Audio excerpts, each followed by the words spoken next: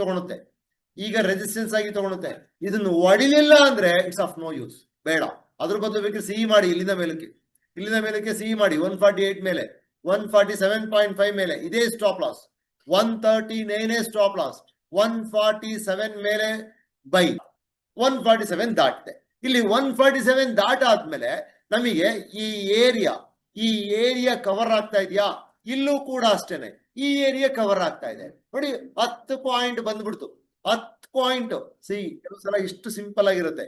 147 ದಾಟಿದ್ರೆ ಹಾಕಿದ್ದ 147ಗೆ